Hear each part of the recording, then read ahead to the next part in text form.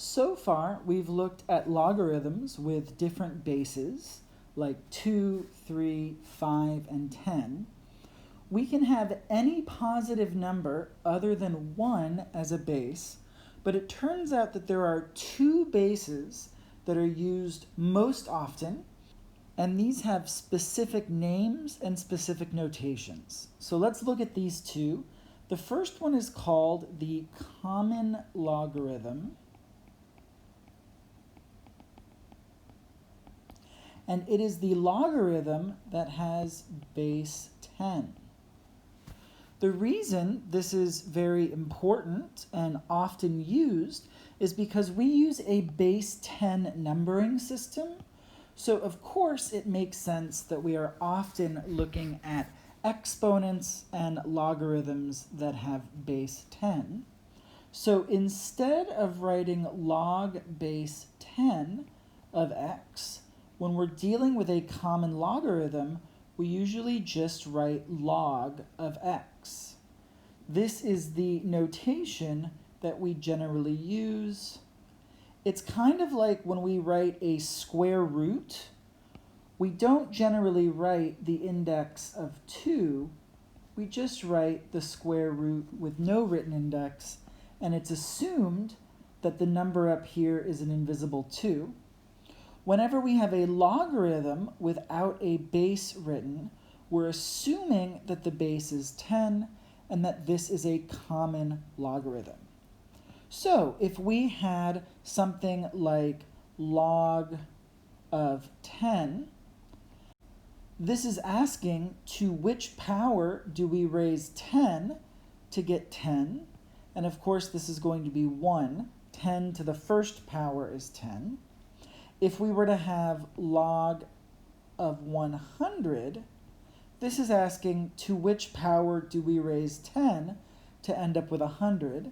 And we know that 100 is 10 to the second power. So log of 100 is 2.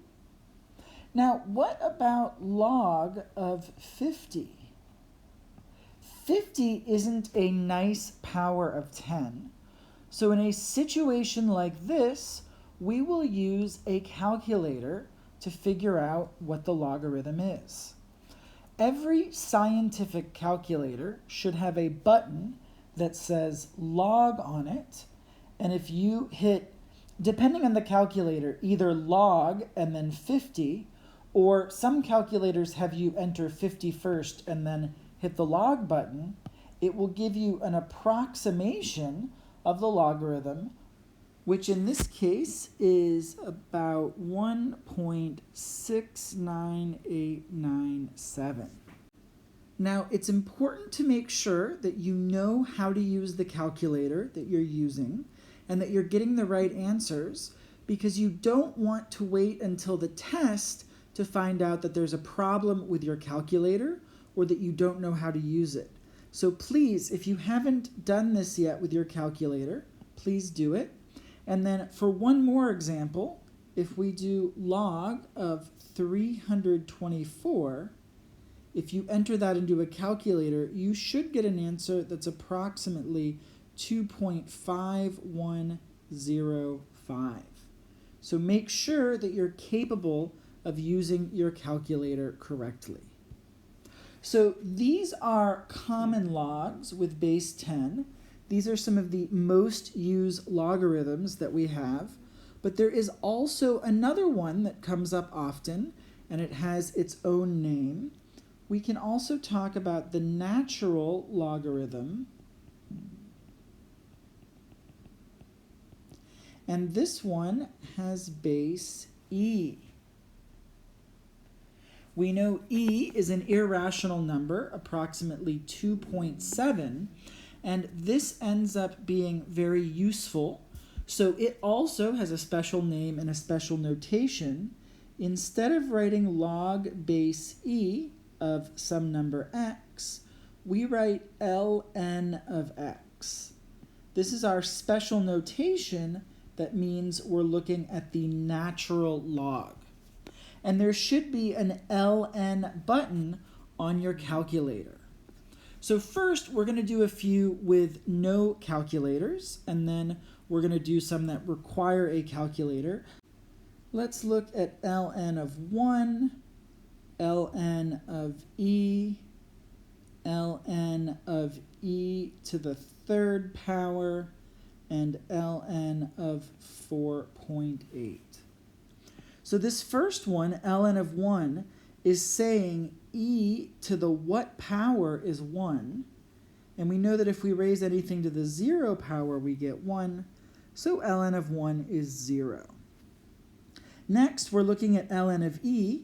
This is asking e to what power gives us e, and we know if we raise any number to the first power, we get itself, so ln of e is 1. If we look at ln of 3 cubed, this is saying to which power do we raise e to end up with e cubed? And that answer is 3. If we were to rewrite this in exponential form, this would be e to the what power gives us e cubed. And of course, that power has to end up being 3. Now, this last one, ln of 4.8, is not one that we can do without a calculator because 4.8 isn't a nice power of e. So we can use a calculator here, and we get an approximation of 1.5686. So please make sure that if you use your scientific calculator and you type in ln of 4.8, you end up getting something that's approximately equal to 1.5686. It's really important that you're able to use your calculators correctly so that when you need to use them on a test or at some point in your career, if you are an engineer or a scientist and you need to deal with logarithms, you'll be able to do so without making mistakes.